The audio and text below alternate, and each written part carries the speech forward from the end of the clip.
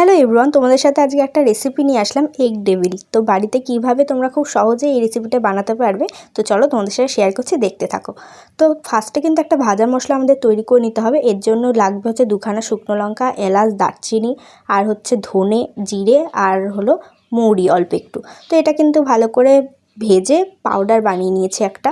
আর তারপর কিন্তু এখানে পেঁয়াজ আর হচ্ছে যা যা লাগে সেগুলো কাটছিলাম। তারপর কিন্তু আলু আর ডিমটাকে একবারে সেদ্ধ বসিয়ে দিয়েছি। আর ডিমটা সেদ্ধ হয়ে যাওয়ার পর ছুলে ওটাকে দুভাগে ভাগ করে রেখেছে, আর আলুটাকে গ্রেট করা হয়ে গেছে। আর এখানে কিন্তু ডিমের ওপরে লঙ্কা গুঁড়ো আর হচ্ছে গোলমরিচ গুঁড়ো আর সামান্য একটু নুন ছিটিয়ে রেখে দিয়েছি। এবার আলুর পুরটা করার জন্য এখানে রসুন কুচি, আদা কুচি, লঙ্কা কুচি আর হচ্ছে পেঁয়াজ কুচি রেখেছিলাম। আর তো ফার্স্টে কিন্তু তেল দিতে হবে কড়াইতে, তারপর আদা কুচি রসুন কুচিটা দিয়ে একটু ভালো করে ভেজে নিতে হবে। তারপরেই তোমাদের পেঁয়াজ কুচি আর লঙ্কা কুচি দিয়ে দিতে হবে। তারপর কিছু মশলা দিতে হবে, এখানে নুন, হলুদ গুঁড়ো, শুকনো লঙ্কার গুঁড়ো, জিরে গুঁড়ো, ধনে গুঁড়ো। তো এগুলোকে দিয়ে একটু মিডিয়াম টু লো ফ্লেমে আমাদেরকে এটা ভালো করে ভেজে নিতে হবে। তারপর কিন্তু আমাদের আলু সেদ্ধটা দিয়ে দিতে হবে, আর তারপর যে ভাজা মশলাটা বানিয়েছিলাম সেটা দেবো, আর হচ্ছে চাট মশলা। তারপর একটা আলাদা পাত্রে এখানে ডিম ফাটিয়ে নিয়েছি, আর হচ্ছে কর্নফ্লাওয়ার দিয়েছিলাম, আর একটু দিয়েছিলাম ব্ল্যাক পেপার।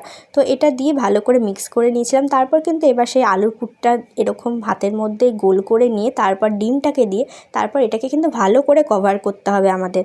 আর তারপর কিন্তু পুরো চলে যাবে হচ্ছে ডিমের যে কোটটা বানাবো, তো সেইটা ওখানে চলে যাবে। তারপর কিন্তু আমাদের ডিমের এখানে মাখানো হয়ে গেলে তারপর এক হাতে তোমরা ডিমের, আর এইটা হচ্ছে আর এক হাতে করবে, ব্রেড ক্রাম্বসটা এক হাতে করবে, ডিমের কোটিংটা আর এক হাতে করবে। তো ব্রেড ক্রাম্বসটা কিন্তু ভালো করে এটাকে কভার করতে হবে। তো তারপর কিন্তু আমাদের একে একে সবকটা ডেভিল এইভাবেই তৈরি করে নিতে হবে। তারপর এখানে তেল গরম করেছি, তেলটা কিন্তু একটু মিডিয়াম ফ্লেমে রাখবে তোমরা, বেশি হাই করবে না, তাহলে আবার পুড়ে যাবে। তো তারপর কিন্তু এখানে ওপরে ওপরে তেলগুলো দিয়ে ভালো করে একটু লাল লাল করে ভেজে নিলেই কিন্তু আমাদের ডিমের ডেভিল রেডি হয়ে যাবে। তারপর স্যালাড কাসন্দ দিয়ে সার্ভ করো, আর খেয়ে অবশ্যই ট্রাই করে দেখো কেমন হয়েছে জানিও। বাই।